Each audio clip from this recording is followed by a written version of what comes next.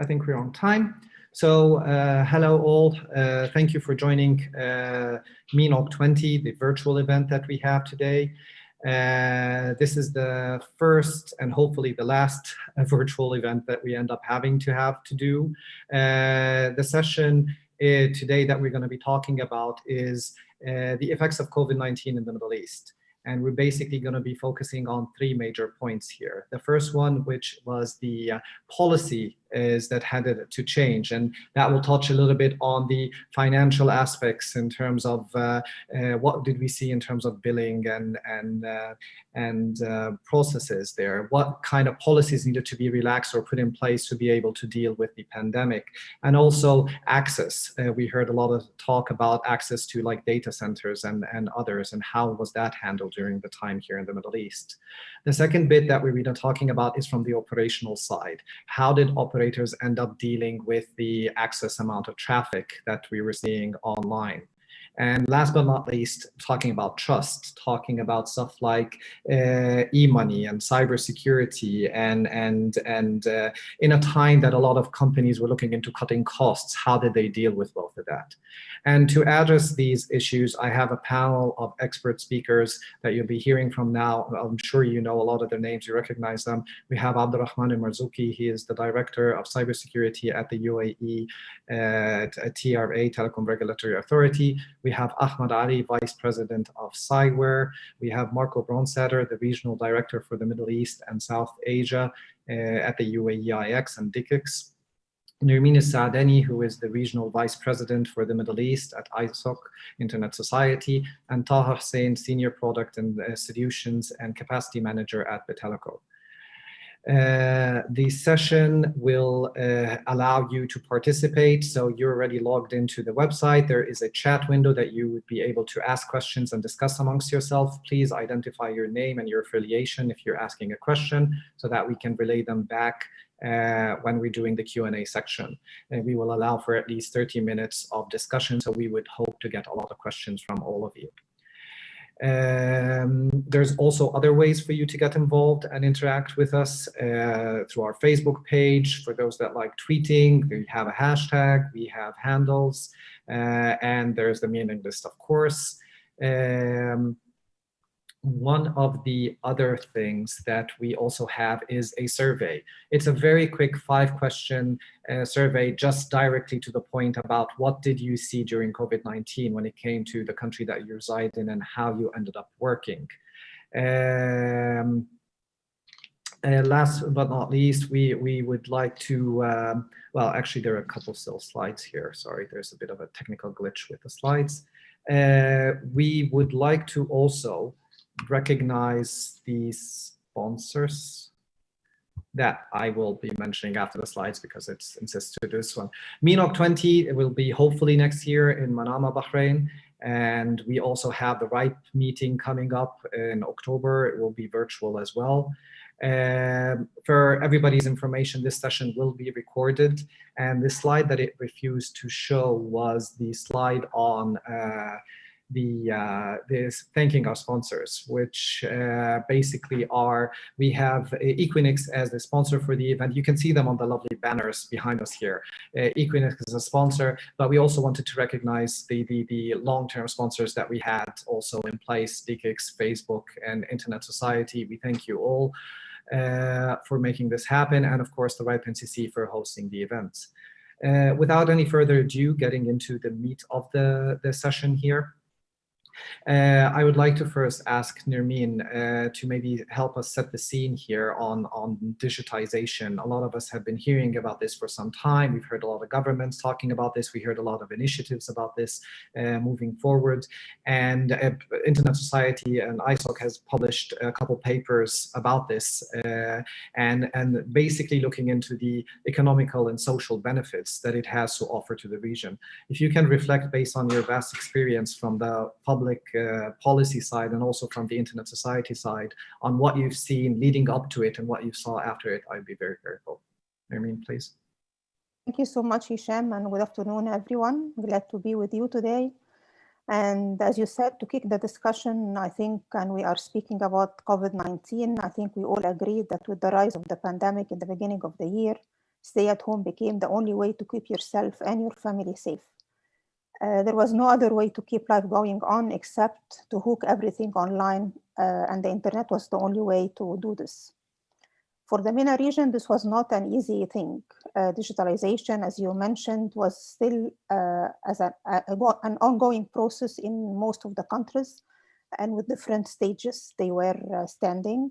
And the new normal that we faced in the beginning of the 2020, we can just, like draw the scene as it's not only technology related, it was health, education, commercial business transactions, where all have to go online instantly. There was no time to go through pilot projects or strategic planning as usually things take place.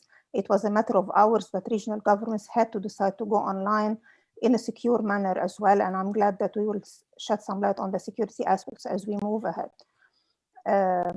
This leads us to one important question. Are we ready for this kind of change, or this common, the new norm that we say it? Do we have the competitive internet-based economy and good quality, affordable internet connectivity coverage to everyone in the region to respond to the huge demand that we are facing, or we were facing, I'm sorry. For the digitalization scene, the online transactions rate in the region was or used to be very low. Qatar, for example, United Arab Emirates, Saudi Arabia were among the highest countries in the region to do online transaction, but that amount about to $500 per year compared to $700 in China, for example, $1,500 or $2,000 in the US or other parts of Europe. 85% of the local traffic, sorry, was routed through Europe due to the lack of adequate IXP infrastructure. Again, I'm glad that Marco will shed some light on the experience of one of our national IXPs or regional IXPs. Some countries, or in some countries, affordability and accessibility were remaining to be a key point for people to get online. For example, Egypt and Algeria, the household has to spend about one third of their income to afford mobile broadband, for instance. Only about 6% of the Middle East government were digitalized. So not only everyone or every government in the region had all the services online. Still, we see countries go through the normal procedures to do government transactions. And with the COVID, they have to go everything through the internet, and so on and so forth. One of the key as well scenes that maybe helped in the COVID, as we will see later, that 9 out of 10 young Arabs use different social platforms. And this was key in the way government as well has been thinking about how to respond to this, as we will see later. So we have been examining as the Internet Society this new scene and the new norm. And we can, record or note some of the policy that took place by the governments in the region. For example, for the first time, voice over IP has been released in some of the Gulf countries. For example, Oman has moved or removed the ban on voice over IP services and allowed applications such as Zoom, for example, or Google Meeting and Skype to be there, so that e-education can take place, e-business and e-health and so on and so forth.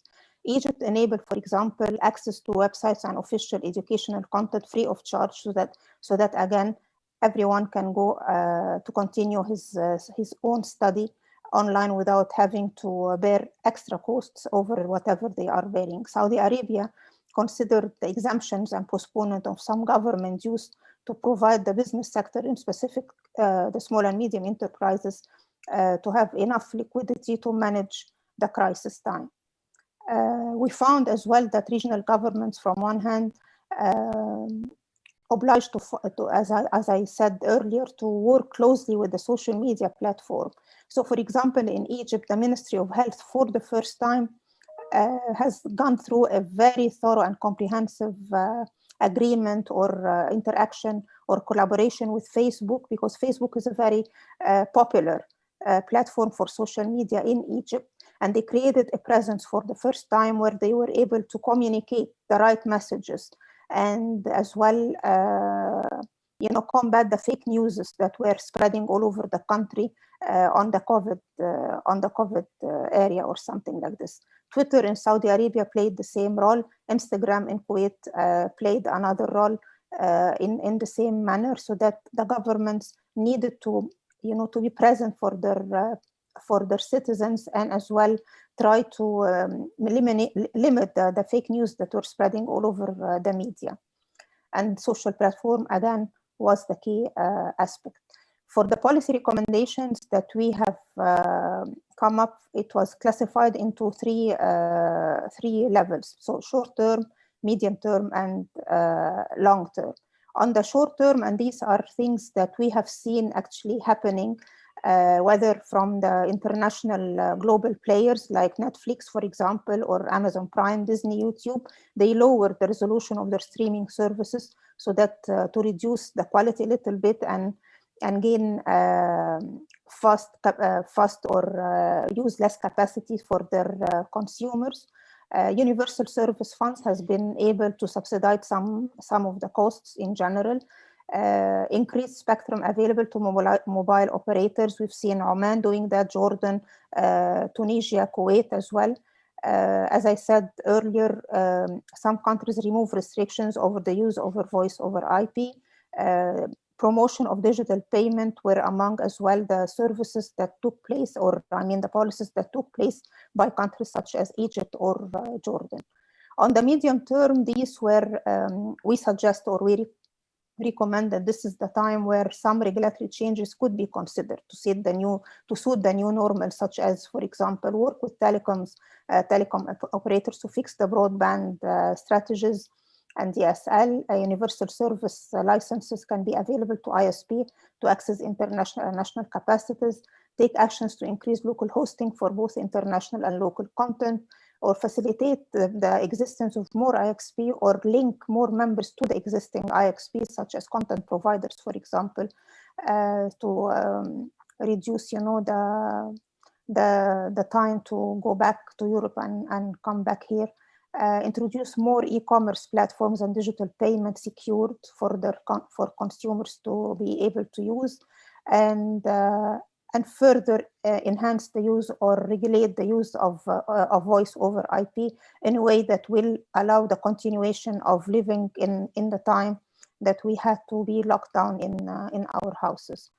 On the longer term recommendation, we see a possibility to look or consider again building new infrastructures and increase or develop a national broadband plan to increase the deployment of fixed or mobile ones.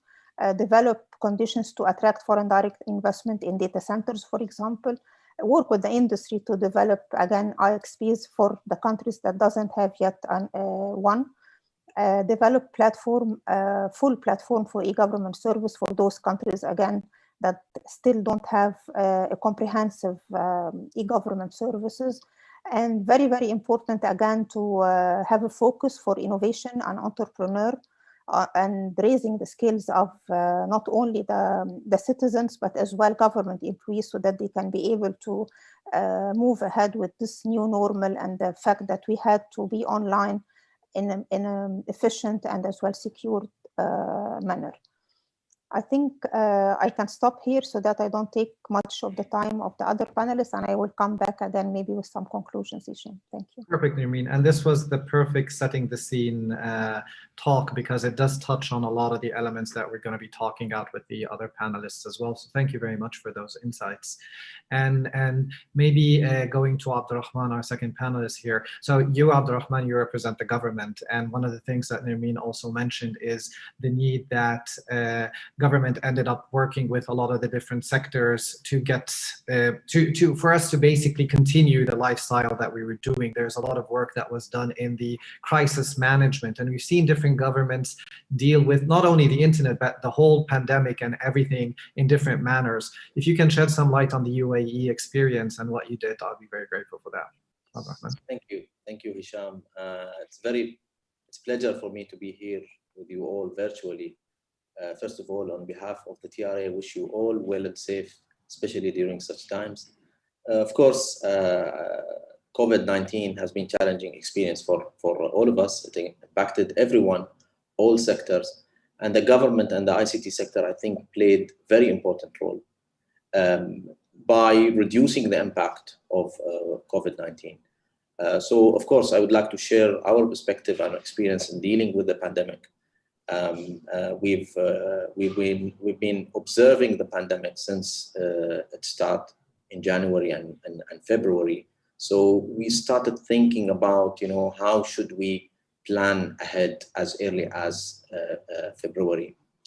So I think because the UAE has invested in the future, invested in modern ICT infrastructure and robust broadband infrastructure, both on fixed and mobile, and as well as in smart government, e-services, digital signatures, and digital economy overall. I think this luckily, helped us and paid off to ease the challenges that COVID-19 has brought on us. So we at the telecom sector, being a critical sector to support all other sectors, that the TRA has been part of the National Crisis Management Committee and response. So it was very important for us to be part of that committee to observe on daily basis the development of the pandemic and plan ahead and look at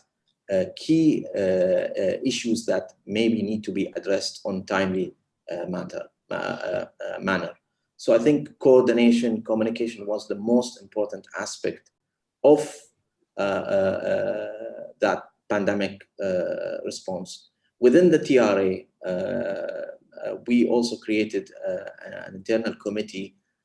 We were meeting on daily basis during March and April, when the pandemic started to rise in the UAE, to be able to get feedback on daily basis and provide direction, gather information as early as possible. This helped us in creating a lot of initiatives in responsive manner within the telecom sector and the e-government sector as well. We were prepared right from the start. We activated these initiatives and addressed many of these of the questions that was raised by all the sectors. So I'll give you an example. When we started, we asked ourselves a question: how the students and employees will be able to collaborate online, given that there is a possibility of a curfew or a lockdown. So this triggered a need for a very quick policy change, where in a matter of days the government have decided to allow many of the applications that were restricted due to regulatory requirements. So there was an ease in terms of policy, and we allowed many applications for virtual meetings, for education, for meetings, for e-medicine applications as well. The other questions that we've asked ourselves: what about families who cannot afford high-speed internet? Of course, they would need to use high-speed internet to be able to support all the family members doing, distance learning and working from home. So and many also new residential areas, maybe they do not have fixed network, high-speed or fiber optic network. So to address this, we've relied on strong mobile network that we have in the UAE, and by also giving free SIM cards and data packages to those who do not have access to fixed network. We've also zero-rated many applications that are necessary, so that it doesn't consume on their mobile broadband packages. We've also looked at broadband subscriptions. Some families maybe they don't have the speed necessary for a quality experience. That's why we've collaborated with the telecom operators to upgrade for free for all users to have at least 100 megabit per second connectivity. Some operators have also upgraded the speeds to be double, so from 250 megabit to 500 megabit, which we believe was more than sufficient to support all these applications. And then we ask our question, will the internet, our infrastructure, be able to take all that sudden load? So we were concerned, and we basically worked with the telcos and as well as the tech companies, the collaboration software providers such as Microsoft, to forecast the traffic, the demand that would be needed. We were confident that the infrastructure will be able to support all that sudden demand, and a buffer as well to ensure that we don't have any surprises. And luckily, we did not need to rate limit any application. So YouTube, for example, Netflix, and all other applications, if you have it on 4K, it will continue to work on 4K. It would not need to go to downgrade to, for example. We've also asked a question whether, what about families who do not have devices to support, for example, distance learning.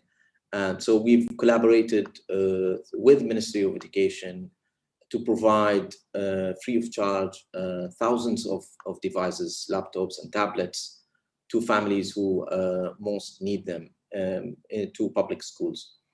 And we've seen other programs as well follow the same, and I think we managed that very well. We've also eased some restrictions in with regards to registering SIM cards, for example. There is a need in the UAE to have SIM card registration physically using biometrics. So there was an ease where we have actually suspended deactivation of mobile services that are not compliant or they did not renew the registration.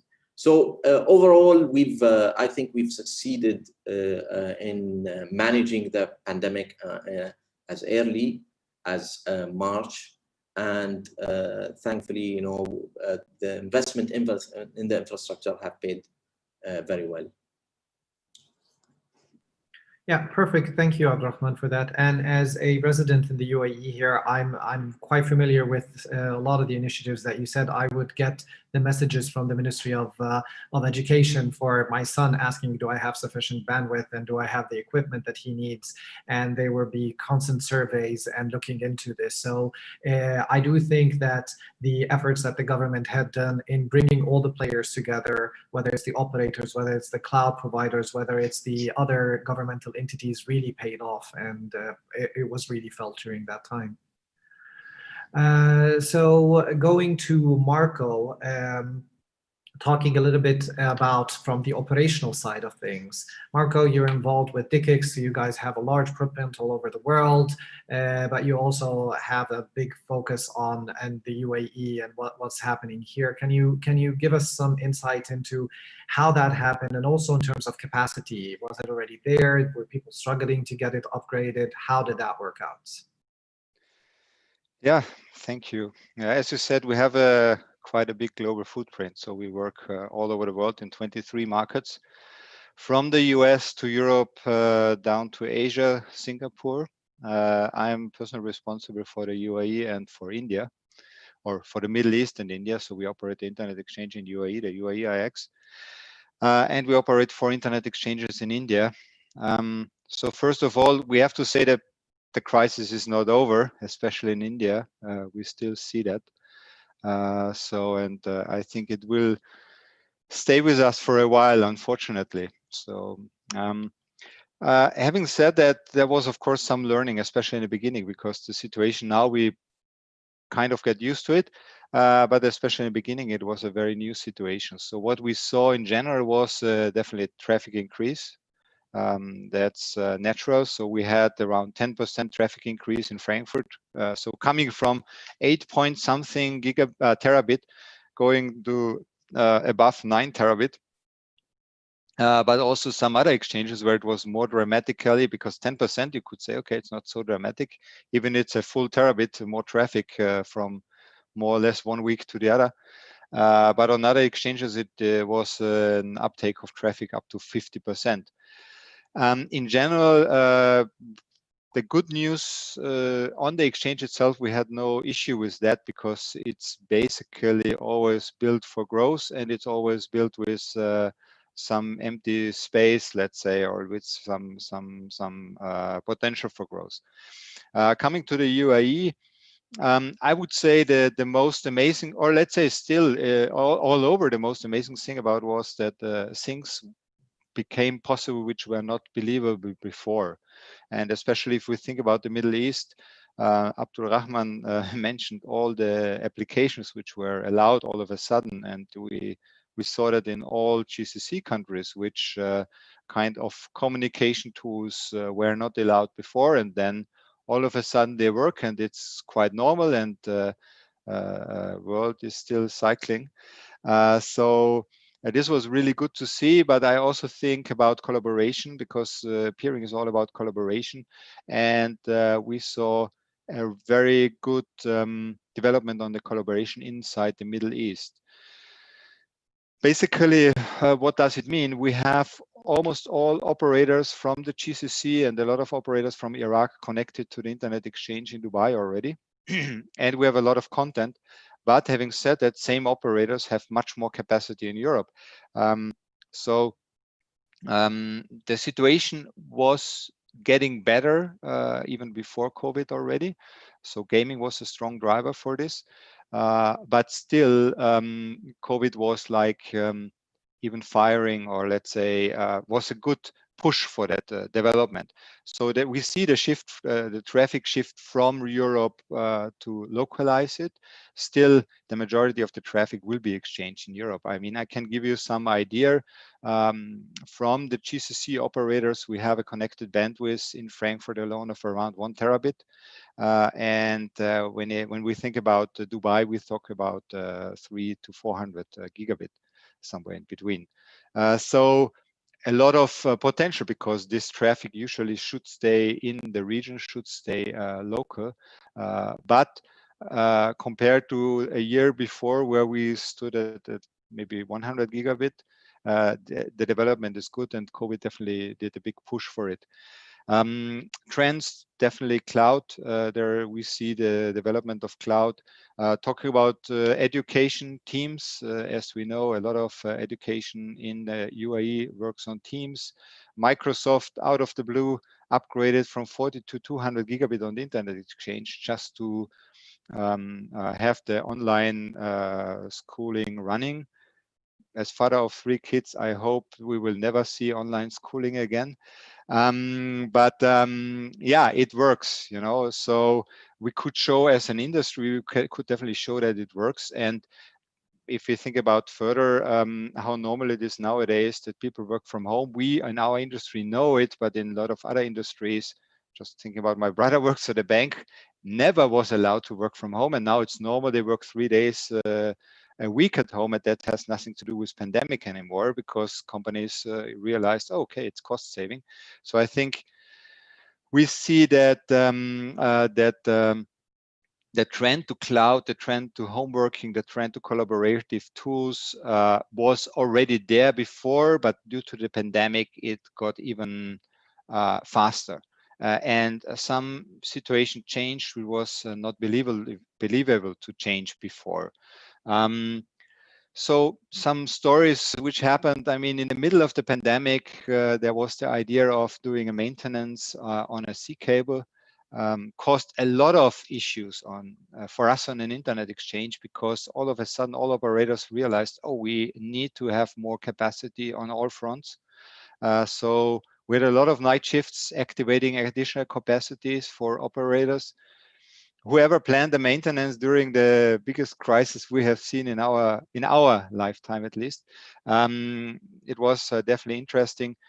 Same, we did some upgrades. So we were running out of 100 gig ports all of a sudden in Dubai. So we needed emergency upgrades in Dubai, and just shipping equipment during this time was very complicated.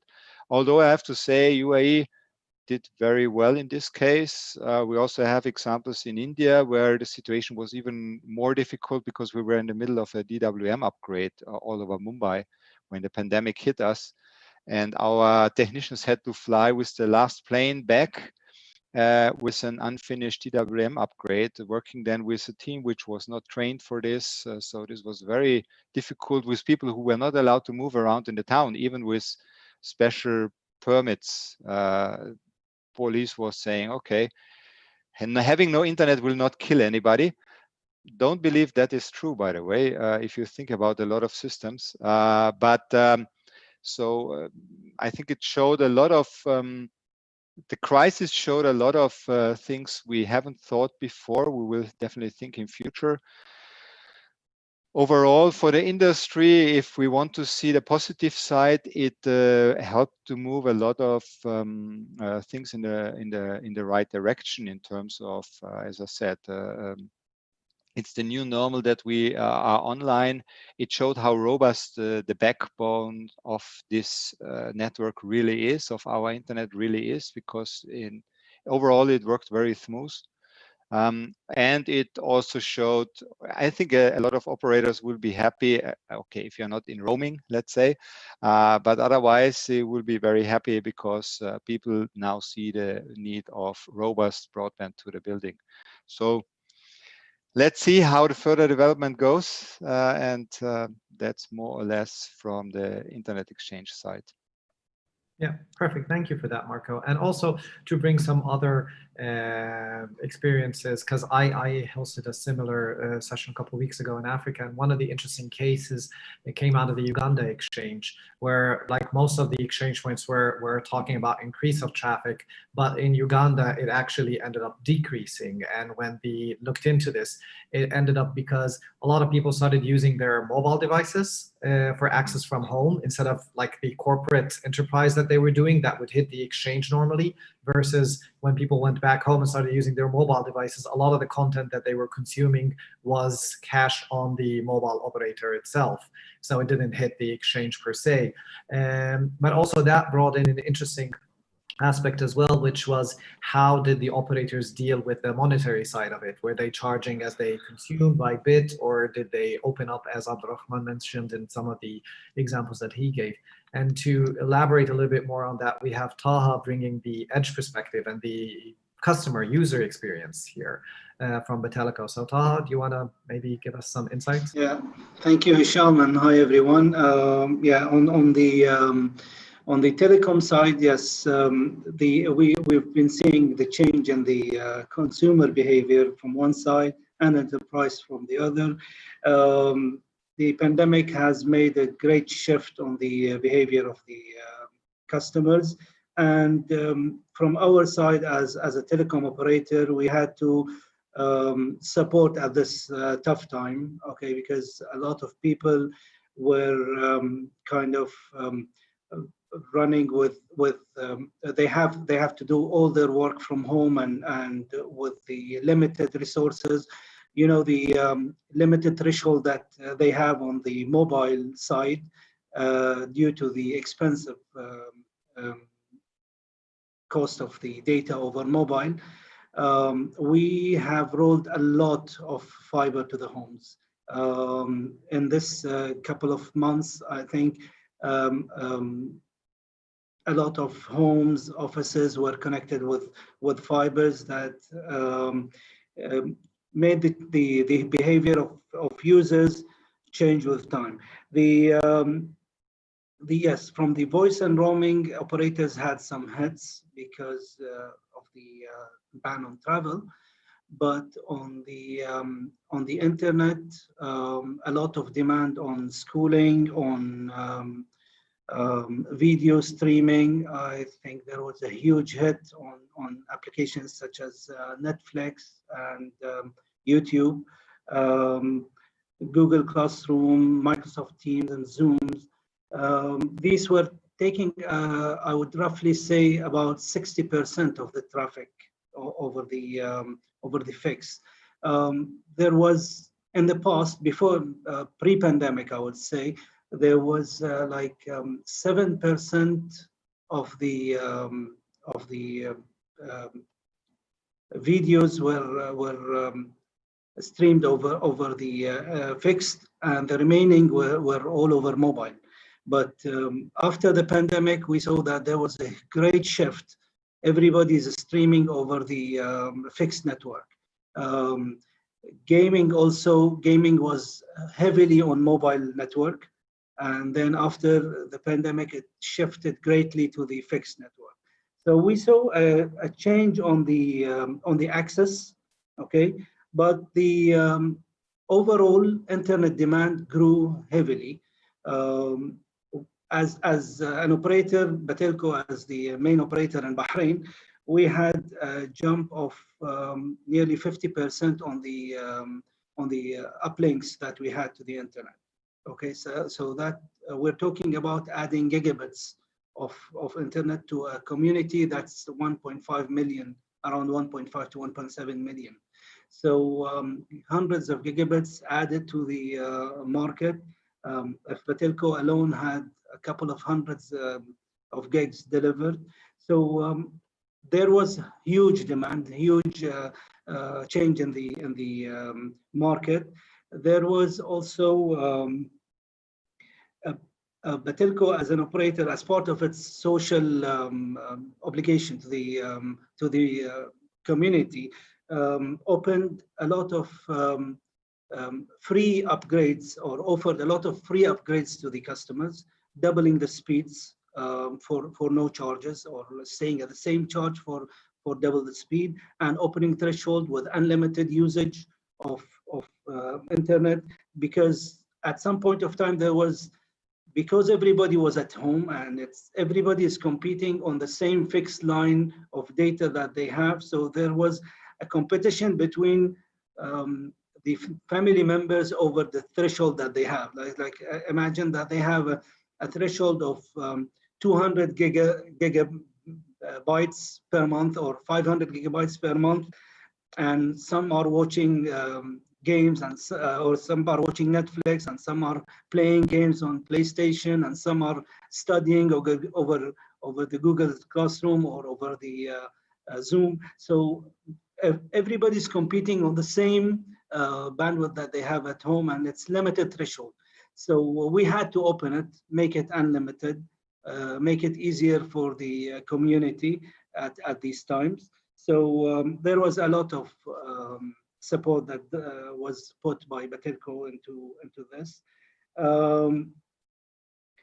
On the enterprise side as well, there was a big change, because they needed to secure. I think Ahmed will talk after me about the security, but there was a lot of work done onto delivering secure connectivity between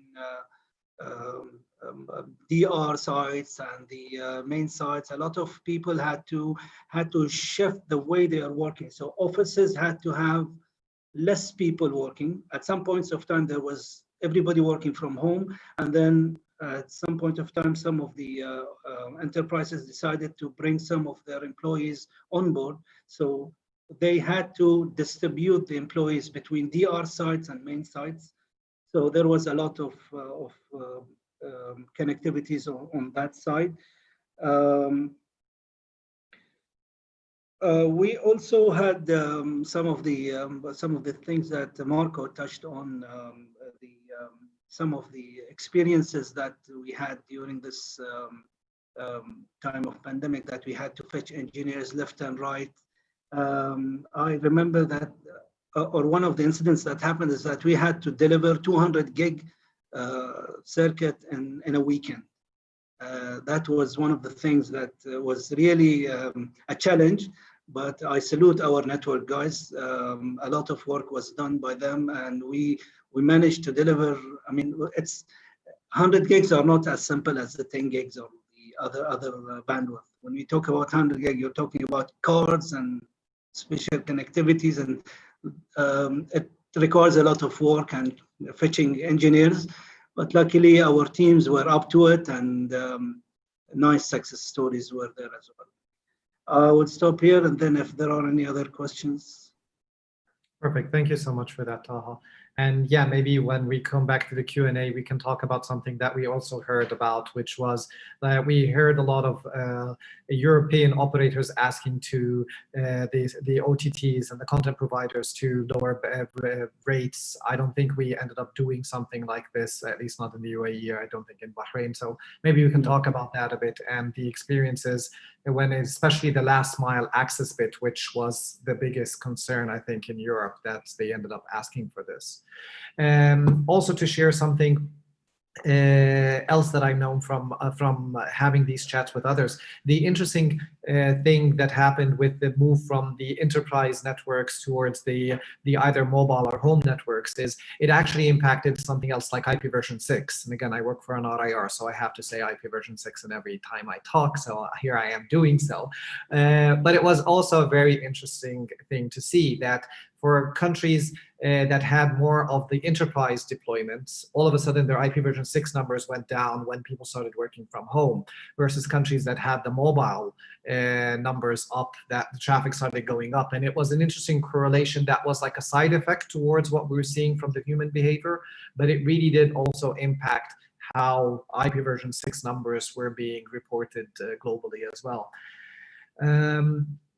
But moving to our last but not least panelists here, talking about something that I think everybody mentioned, and I think we're all waiting for Ahmad's intervention here on the security side of things, because we've heard a lot of this as well. ICANN's domain abuse activity report, STAR project, reported that there was a lot of criminal activities that were taking advantage of the global pandemic that happened there.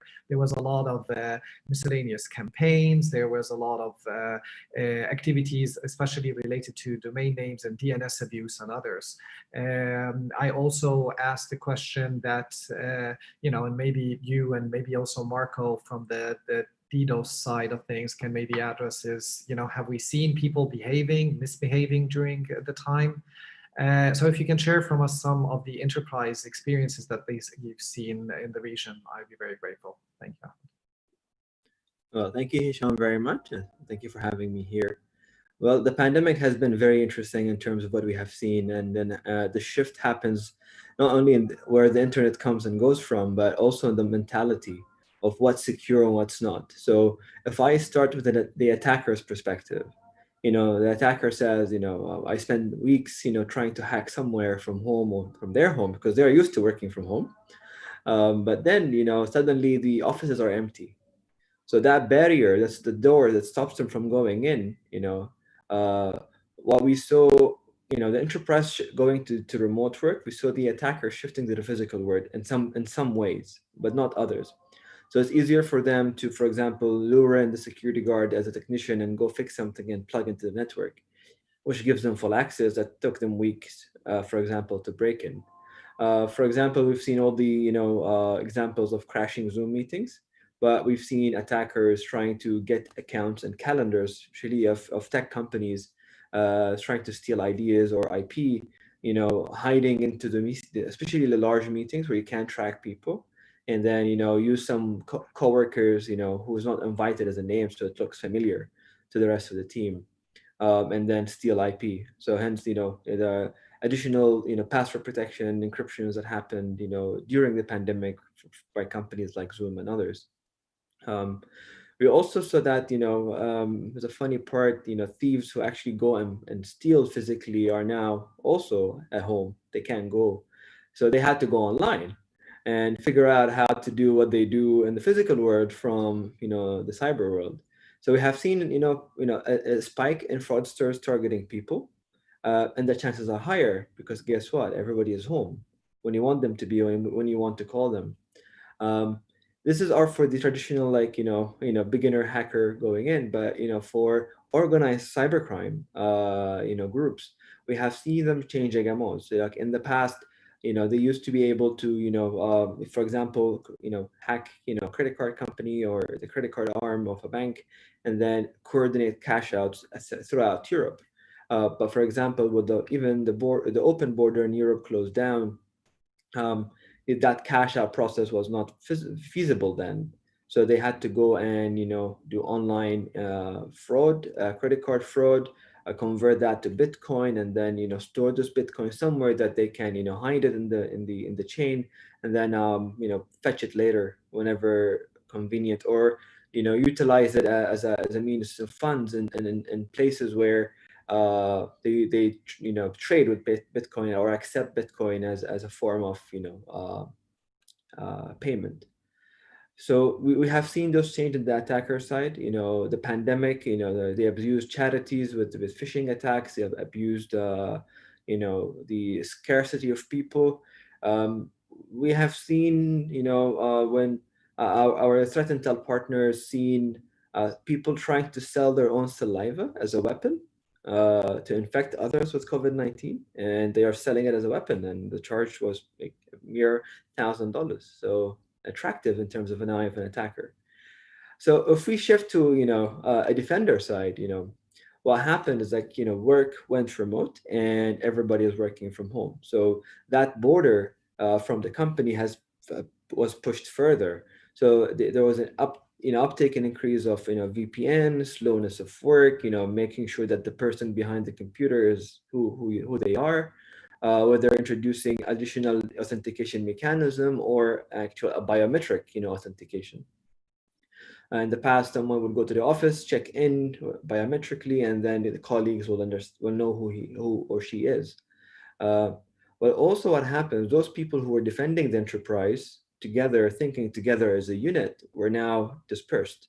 They were also at home at different homes. Some could possibly being stuck at different countries with different means of internet. Like Marco said, like there's, for example, in the Middle East, we enjoy a great relationship with India with resources being from a lot big, vast places in the world. But, when someone is stuck in India, and this was very, very hard for them at the beginning of the pandemic, for example, to come in an online meeting and be, useful. Also, what we have seen, there was an uptake in analyzing the user behavior and not just looking at the logs and what happens on those systems. From a defender perspective, the testing scenarios has changed. The what ifs of like in the past, like what if someone hacks me, and I need to up my defenses on my online channels. But then now it's like what if someone misplaces their laptop and somebody steals them, and then they can get the same privilege and access. So what if an employee goes rogue, right? The earlier example, what if someone goes inside the office and plugs in this his laptop with all the hacking tools in the network, bypassing a lot of security measures? Can we detect that? Also, to up those defenses, a lot of the organizations needed to use cloud. As Marco said earlier as well, like delivering ports and hardware is not something easy during the pandemic. So it's not only in the country, in the UAE here, but also because the supply chain sometimes comes from other countries who went to lockdown. So the shipping, they cannot start in order for it to be fulfilled locally here. So we've seen the move to cloud happen quickly, and that drove another location, another cloud environment to secure.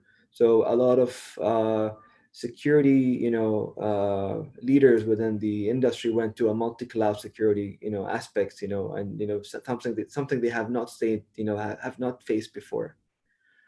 One last thing that we have seen governments, shift, to, especially here in the UAE, is the push towards what we call the cyber situation awareness. It became key to that a federal government will try to reach out further to all other federal entities and local entities within other emirates by encouraging the further collaboration. For example, vulnerabilities came out at the beginning of the pandemic, whether it's a VPN or Citrix vulnerability, that could impact severely, whoever is having the service. But they brought people together to come on calls and say, how do we fix this? I've done this, I've done that. Can we try this? Well, in the past, people were behaving like, I have my vendors, I can depend on them, I don't need anybody else. So that barrier, broke as well, and into that collaboration, side. So yeah, that's that, quick snapshot of the view of the last 6 months and what we have seen, changed, be it nationally here, regionally, or in the, supporting, geographies. Yeah. Thank you. Perfect. And as a very quick follow-up thought on that, because you do a lot of work with threat intelligence, have you seen the mentality of sharing this increasing? Do you see more efforts towards that? Definitely. So, what we have been preaching for many years is like, sharing comes to our core, especially at Cyber. So now we have seen governments approaching us to enable them from what we call the strategic intelligence sharing, which is the human English intelligence, not the IPs, the bad IPs, the hashes of those malwares and the bad URLs, but actually to come into a place, be it virtual or or on physical if needed, to coordinate and collaborate further. So we've seen that in the UAE, we've seen that in the Saudi government. Other governments are following suit. We have seen that in Europe, especially in sectors where the health sector, in a security maturity was not as much as, for example, other geographic like the US, where they have compliances that and regulation towards cybersecurity. So yes, we have seen uptick in sectorial sharing as well, and the requirements to bring the sector together and then link other sectors together within one nation. Perfect, perfect. So thank you all for your interventions, and we already have a few Q&A from the audience, and I would encourage others to put their questions forward, but we do have a few, so I'm going to start with them. Let me first start with Nermeen. You mentioned the work that was there, and we've heard from the other panelists some of the things that happened with, or what we've seen with the pandemic. What's next? How can we continue with the momentum and make sure that we get what needs to be done in place? Who do we need to work with? How can we get that done? Your thoughts? So Hisham, in my opinion, in general, from now on, the regulatory framework that will be prevailing in a country will have a huge impact on how this country will be performing.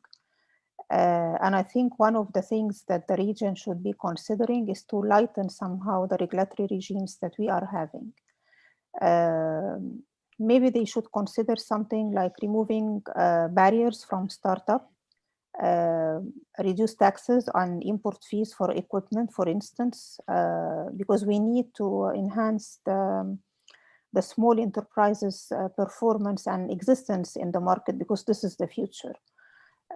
We need to avail more spectrum to have, to be able to adopt the technology or the new technologies that come up maybe every day, with the availability of the spectrum as a big issue if it is not available. So we need to avail the spectrum in an affordable manner. And we need to think about some new source of funding, or to avail new sources of funding, so that the community can look at new and innovative ways for connectivity. For example, at the Internet Society, as maybe some of you know, we have the community network as a new concept for connectivity and accessibility in rural areas. So this needs the community and in a collaborative manner with the government and the regulator that exists, but as well it needs funding. And this is how I see in general things moving ahead. Another perspective or another area that we can look at as well, the digital integration in some of the services or the areas that could be critical at this point in time. So taking from Ahmed being our last speaker, and cybersecurity is key in this particular area. I think if we can have some sort of harmonization of the cyber laws that exist in the region, and more collaboration. I know there are some modalities to collaborate between the certs and the government agencies related, but still maybe we need to look at the policies and the regulatory framework that is prevailing in the different regions on this particular area. And the other point will be the IXP. There has been so many talks about having a regional IXP or to connect internally. I think this is the time that we can look at this as well, to enhance as well the performance and to have the content available in a more possible ways. Thank you. Yeah. Perfect. And also, if for any of the questions, if any of the speakers have thoughts that they want to expand on, please just let us know. But I have another question here that from Paul Rendek, who's saying hi to all of you guys. But he wanted to ask Abdurrahman and Taha, mainly from the regulatory and telecom perspective, basically asking about like services like voice over IP and other stuff that were relaxed. Do you see that being tightened back up, or do you see us putting something in place that makes sense for all the different players? And if so, how would that look like? If I may start, Abdurrahman, I think in Bahrain, we never had these limitations on the voice over IP. I mean, all the applications like WhatsApp calls and the even the normal Telegram, stuff like that. All these applications that have Snapchat, I don't know, I cannot recall them all, but they are all open, and they've been open pre-pandemic, and they will stay open post-pandemic. We have never had any limitation on this, unlike some of the countries, like I think UAE and Oman have these things, but not in Bahrain. Yes, maybe I'll answer this. For the UAE, yeah, as you're probably aware, voice over IP is restricted. It's regulated activity, and it should be provided by telecom operators or in collaboration with them. So after when the pandemic started, the policy change was exceptional. So we've looked at what are the most demanding applications, the most important ones, and accordingly, there was a decision by the government to open these applications without requiring them to comply with the regulations. So it's basically an exemption. And we're currently in discussion on permanent policy changes. However, still there's no decision on how this policy would look like. There are some applications that were already approved permanently pre-pandemic. For example, Microsoft Teams and Microsoft Skype for Business. They were already approved permanently, so this will continue to be available post-pandemic. But for the others that were exceptionally allowed, this is still in discussion. It's premature to say what will happen exactly to them. But of course, I'm hopeful that things will relax. Perfect. And maybe throwing it back to the security, because I do see a lot of security questions popping up.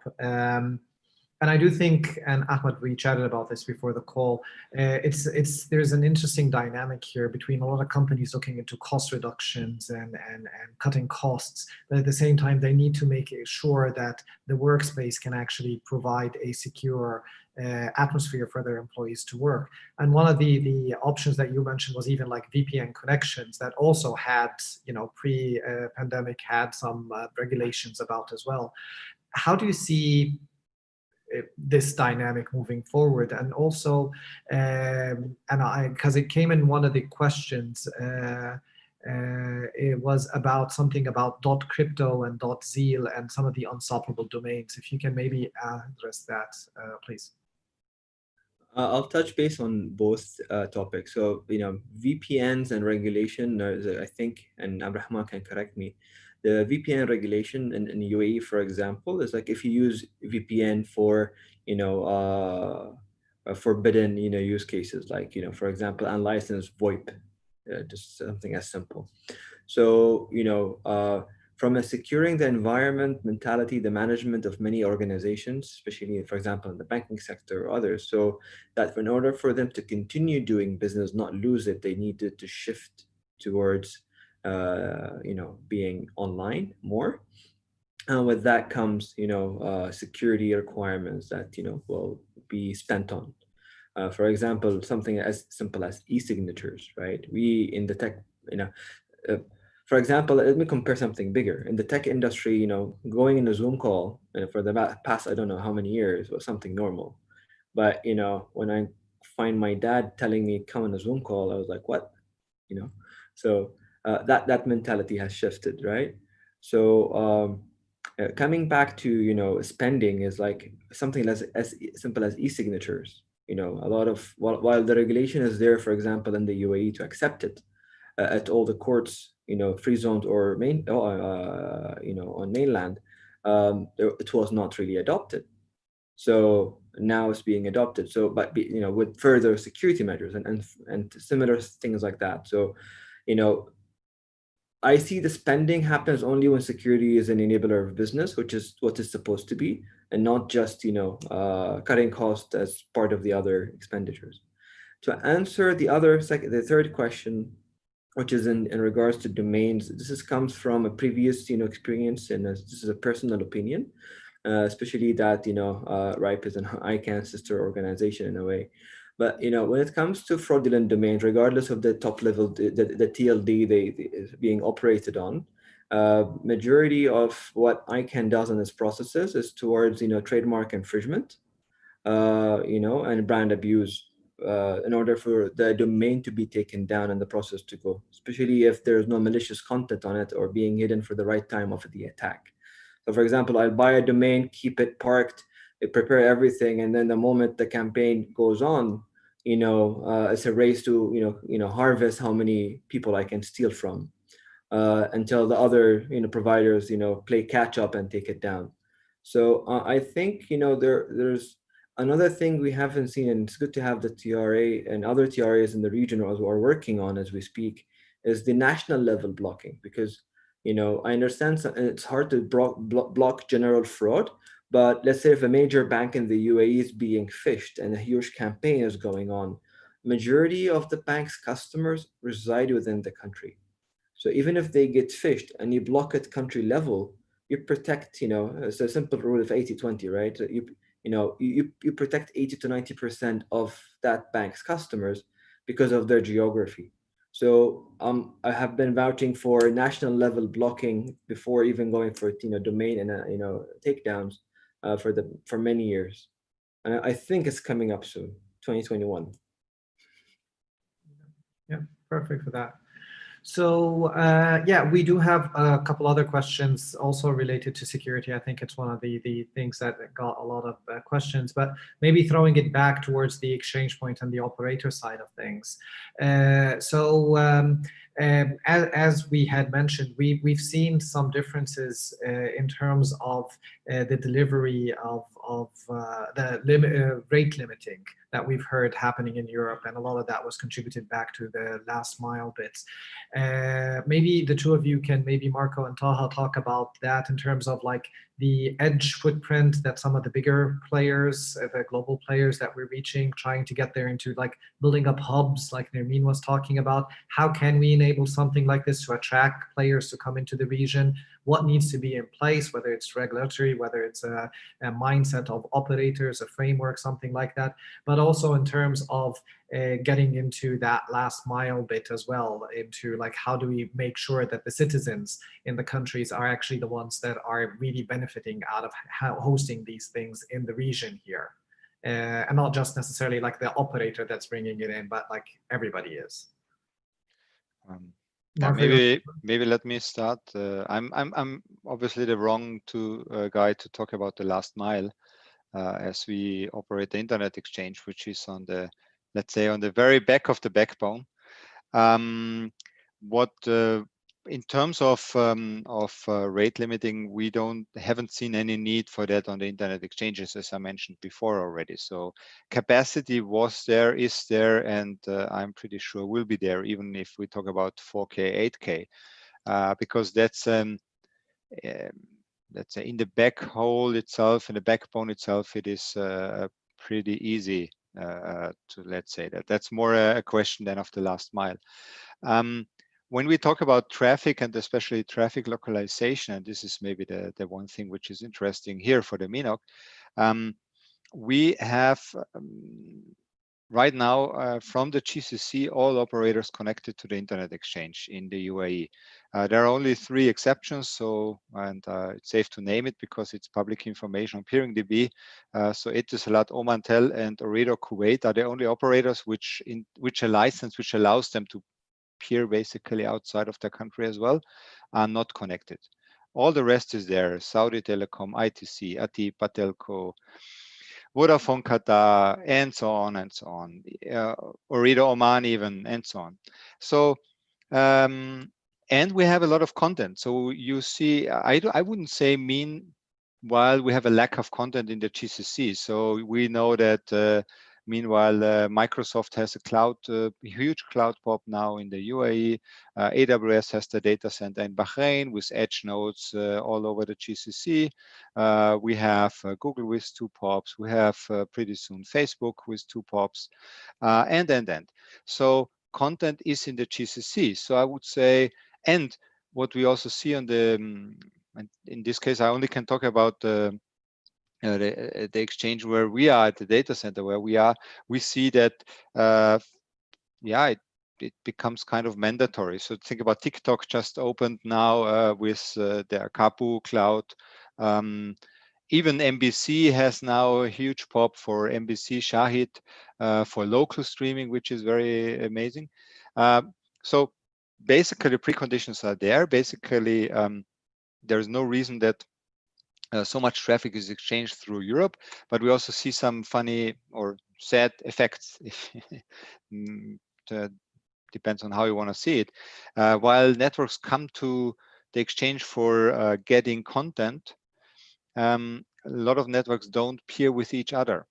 So let's say you see operators from Kuwait, Bahrain, Saudi on the internet exchange getting their content from Microsoft or some gaming like Fortnite or whatever. But if you do a trace route from one operator to the other, then you will see it's going through Europe, it's going through Singapore. In the worst case, it's going through the US. So, which is a very, very weird situation. I don't say it's like 8 years ago where this was the standard. So you see networks which obviously peer with each other, where network flow is good, how it should be, but still we have kind of attitude that I will peer with the big OTT from the US or from Europe or whoever, or from China, but I will not peer with my neighbor. And this is maybe something where we should see a shift. I mean, more than even in the past. And I think if the pandemic showed us something, then we should not rely on sea cables. We should not rely on far abroad internet exchanges. We should rely on keeping traffic local as much as we can in order to be stable. And therefore, this attitude, and it's an attitude, it's not, so people think it's business related, it's backed by wholesale business or whatever, but if you dig into it, it's just an attitude. It's not justifiable anymore, and this needs to be changed. Yeah. So, and this is something where I have a hope that this will change over time. And now I hand over to an operator. Yeah. Okay, thank you very much. Thank you for all that preparation. Well, actually, yes, today things are changing. To be frank, there are a lot of contents are here. AWS is in Bahrain, and we have an IX also in Bahrain now, which is a Menog IX, and it has the traffic up to now it's touching the 160 gig. I know that Marco has an UAIX, and we are talking to each other, and we're working closely. There is also other IXs in the region coming up to localize the traffic in this region. Between operators in Bahrain and Menog IX, I have some of the local operators here are exchanging data, but they are not exchanging data with operators from other than Bahrain. But I think it's coming. In Kuwait, I think there is the regulator IX, that's Kuwait IX there, and all operators are connected to it. So traffic localization is coming. A lot of contents are coming in this region, and slowly, I think the shift is happening. Not as fast as some people would hope, because there are some commercial implications that we need to also monitor. But the change is coming slowly, and it's going to happen. Now I would say there is something like 35 to 40% of the traffic is localized. Maybe there is 60% going through Europe, and that is not only because of local operators or regional operators peering. It's also because a lot of contents are still not in this region. We are still working on getting all these people. A lot of the operators are working on caching, bringing the caches to their own premises, and they will use them only for serving their own customers, because it's the operator investment. Okay, but still, through the peerings that are happening locally, not regionally, but locally, these caches are becoming available to other operators as well. And I think we are taking steps towards localizing more and more traffic in this region. Okay. If I mention, sorry, Hisham, if I mention about the access, we have, I think in this region, we have no issues with access. If all the GCC countries have extra, I would say, more than excellent access networks. We have fibers everywhere. We are covering majority of the all main cities are covered with fibers. It's only the remote locations that are connected through wireless, microwave, or other means, but majority of the main cities have their metro Ethernets all over fiber, and those areas that have no fiber have excellent copper networks as well. They are being phased out, but they are sufficient enough for carrying the amount of traffic that is needed by the citizens. So access network is good, content is coming, interconnection and peering is all going to the right direction. So yeah, I think things are going to be good. So I think the two of you just answered one of the questions that we got from Murad Faris from Zain Iraq, where he was asking, can the internet keep up with the surge in traffic? And I guess the answer that the two of you gave is pretty much yes. We're confident that you have the capacity and you can do that, right? Yes. Yeah. Great. Maybe also throwing this back to the two of you, since you're involved with exchanges, and to the point that Nermeen was talking about earlier, like maybe from the GCC's perspective, some of the infrastructure that is needed is there in terms of like access and to the last mile bit.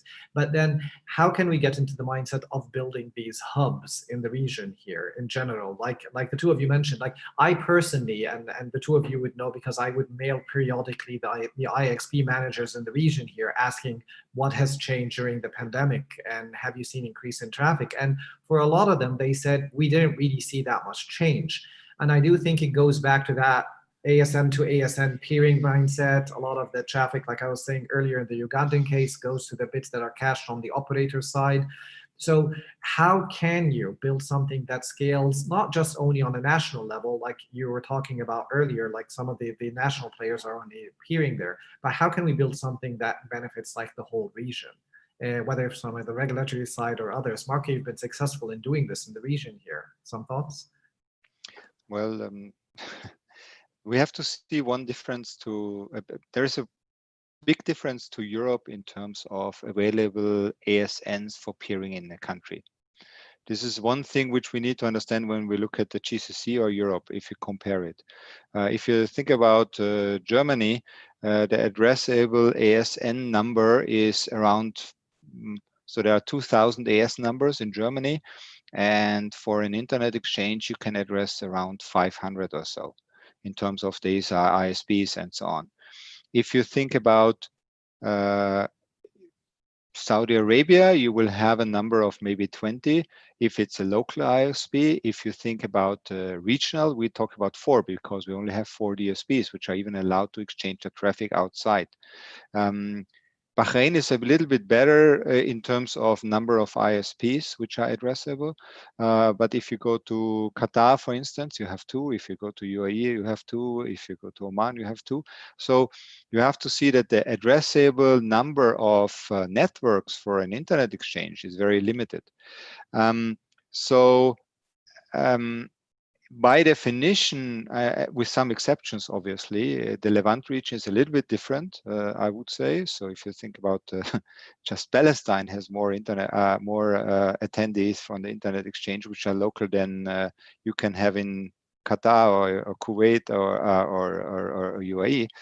So, but in general, the internet exchange has to be, by definition, some kind of a regional internet exchange in order to have a decent number of attendees. But what is a successful internet exchange? We always say it is successful when it serves the needs. So, which means to serve the local community, to serve the traffic. What needs to be done? Well, it's, as I said, it's a shift in peering mentality, I would say. Meanwhile, every operator knows about peering. We can confirm that because it basically really every operator from the GCC is connected to one of the exchanges in Europe, which we provide.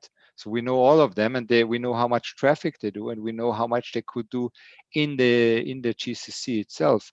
But what we see, obviously, is that the collaboration is not always there where it could be. Daha mentioned we have a very good collaboration. You know, there is even of the operator we work with in the UAE, there's a joint company with Batelco. So collaboration is building up, but still there is this mentality of, oh, the biggest internet exchange should be there, or it should be there, or it should be there. But in total, we should see, well, it doesn't matter because the competition is not inside GCC. The competition is outside. The competition for the Middle East is Europe in terms of traffic localization, or Singapore.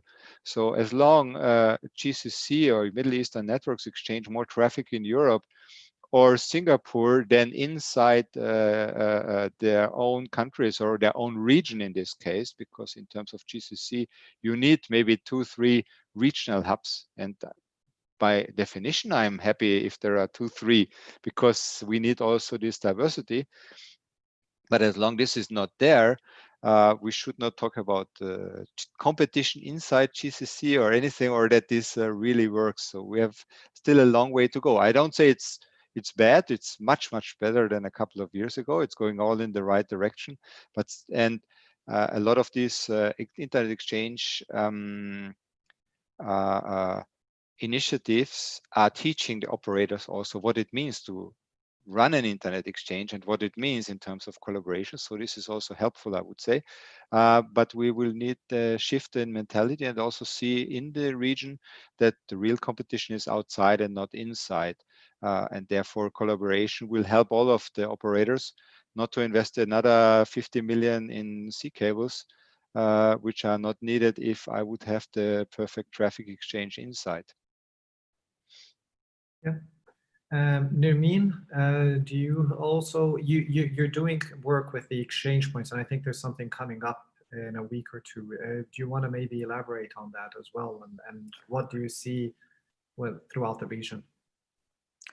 Yes, actually next week on the 23rd of September, we will have a focused discussion with selected countries, about 7 from the region. And we meant to pick again, or handpick the countries and the experts that will be joining this discussion on over 3 hours, particularly we have focusing on IXP. And we have countries of different levels of the maturity of the IXP. So we have countries that don't have an IXP at all.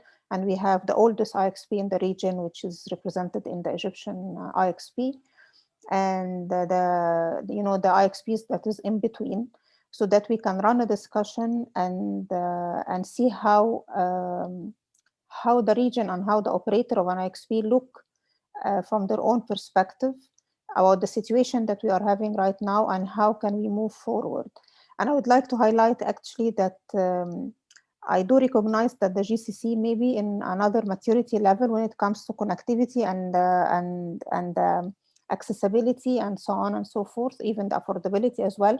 But we have countries in the region like, for example, Egypt, Sudan, even Lebanon with the crisis that recently took place, that leaves this country in a level that we all need to look, more integration and collaboration among ourselves as responsible partners maybe and community, so that we can level up all the region, because this will have an impact on the performance at large. If we look at the Arab countries at large, then we need to collaborate more among ourselves. So our next session on the 23rd help in that regard, and we will continue our work in 2021 in particular.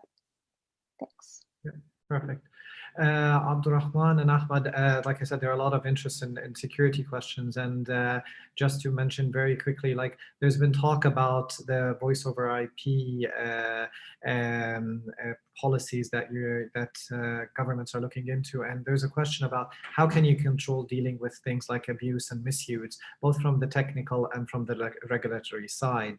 There was also talk about, and one of the other questions, stuff about like DNS over HTTPS or HTTPS, yes, or DNS over TLS. If you can maybe share some thoughts there on, because I do see that tying into a big part of that. And I do think this kind of ties back to the e-platforms, e-governments, e-payment services as well, that people are looking into and seeing, can they actually trust these things or not? What does it mean to be secure today on the internet as an end user? So Abdurrahman, maybe then Ahmad. Yes, I'll start with that. So generally speaking, the way the TRA deal with abuse and misuse over the internet, whether it's VoIP or it's social media or phishing attack. So we have basically two ways to deal with that from a technical perspective. If the abuse cannot be prevented amicably with the other parties or the service provider, and if the application is there's abusive in nature, or for example, let's say if it is a phishing link, then we usually block access to that particular resource or URL or application. Now, this is in general. The other route is we basically collaborate with the service provider, present evidence of abuse, and hopefully we reach to a solution. So this is how we usually deal with abuse in general. Now, with regards to VoIP in particular, since this is a regulated activity, most of these applications that provide virtual numbers are actually blocked in the UAE. Now, blocked means you cannot access that application to get a virtual number to be able to use it. And however, if the call is coming through a conventional call, let's say from another operator outside the country, then this will be routed as a normal call, and most probably it won't be blocked. So this is in general to address the question raised. Now, during the pandemic, we've noticed an increase of abuse, particularly to do with tricking people into exposing their identity information, their passwords, or credit card information. So, for example, we have a free service, or we have a free package to give back to the community during this pandemic. We have this offer, and then this basically is a fake offer, and we've seen an increase in number of such attacks.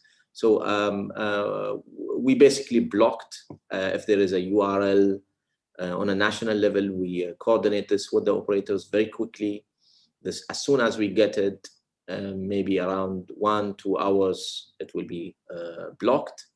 And we've seen 6 times increase in the number of URLs, phishing URLs that we have blocked during April only versus April 2019. 6 times number of phishing URLs being blocked on the UAE. Yeah, thank you for that, Ahmad. Do you have some thoughts also how, you know, end users can be sure and trust in the services? So I will just commend, the TRA on doing this. I tell everybody there is a process, but I think a lot of the enterprises or other regulators are unaware of it. So I think, I'll work with Abdurrahman offline to bring this, to especially large government-owned companies and critical national infrastructure who don't know about this, collaboration that could, the TRA and through, for example, AE certs could facilitate.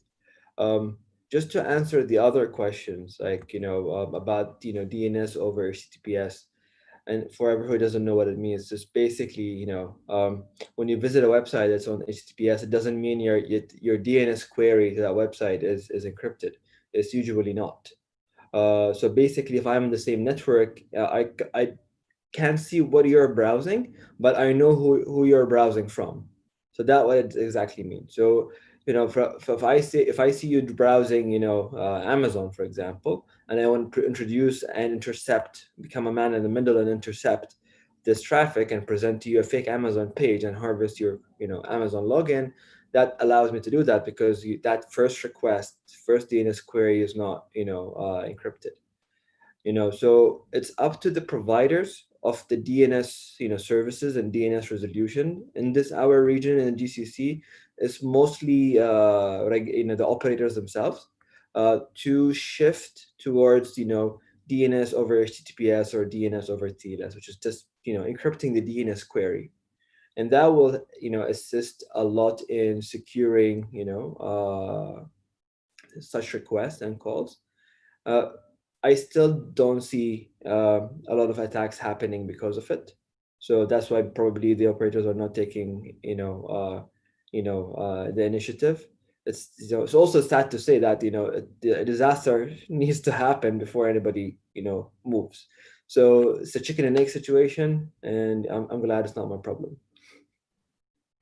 Thank you for that. So we're almost out of time, so maybe I can just allow for like a 30-second last intervention from each of the panelists to share some final thoughts on the matter. Moving forward, I'll start as we went first. So Nermeen, go ahead.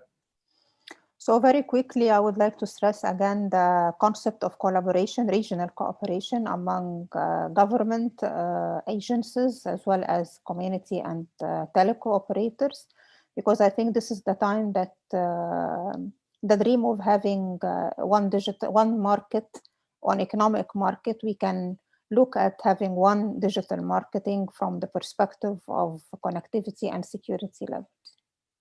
So we need to see more collaboration among ourselves. Perfect. Abdurrahman? Yes. So I have 4, I think, main takeaways that we've learned from our experience with the pandemic. I think number 1 would be the importance of investing in the future, investing in the ICT infrastructure. That we've seen that it paid very well for our smart learning programs, for our e-government, and supporting businesses during this pandemic. The second point is importance of agility in the government and policy and decision making. It's very important, it's very relevant during crisis, to have a successful response. Communication and coordination is a very key as well among all relevant stakeholders. Collaboration with tech industry and telecom sector as well was very beneficial to us in providing the most important aspects in the ICT the connectivity, the cloud services, and ensuring business continuity. So these are the four main takeaways, I guess, from lesson learned from the pandemic experience. Perfect, and something that we can take forward to the next Menog and hopefully discuss a little bit more on. Marco, thoughts? Yeah. Well, I think we showed how good we can handle such a crisis in our industry, and how good infrastructure we can provide to handle the crisis. And as much I like how good all this virtual works, I'm so much looking forward to our next physical Menog. That's the biggest takeaway for me from this whole thing. Perfect. Taha, thoughts? Yeah, we are waiting for you to come to Bahrain for the next Menog, Marco, and everybody else, of course. The lesson from this pandemic, as I would agree with Abdurrahman mostly, that we have to invest more in the infrastructure so that we're always ready for times like this. Thank God it's passing smoothly on us. Every schools are now working virtually, works are going smoothly. So inshallah, we pass this and everybody's sound and safe. Yeah, hopefully, yes. Ahmad? Inshallah. Well, I think, while the pandemic brought us apart physically, it brought us closer, digitally, in order to respond, coordinate, and be more organized. And I just hope that stays after the pandemic. So, it seems like, in the GCC with the vaccine nearing its, go lifetime, I just hope we maintain what we have learned and not forget about it overnight. Yeah, perfect. Thank you all for your thoughts. Thank you all for joining in, the participants. A final thought is we have the meeting tool still up and running. We have at least 60 people on it. You can book meetings and continue discussion. We're going to keep it for the next, till the end of the month, I think, open to allow people to message and do some meetings if they need to do that. But I won't keep you longer than this. Thank you all for that, and see you all soon, hopefully. Bye. Thank you. Thank you. Bye.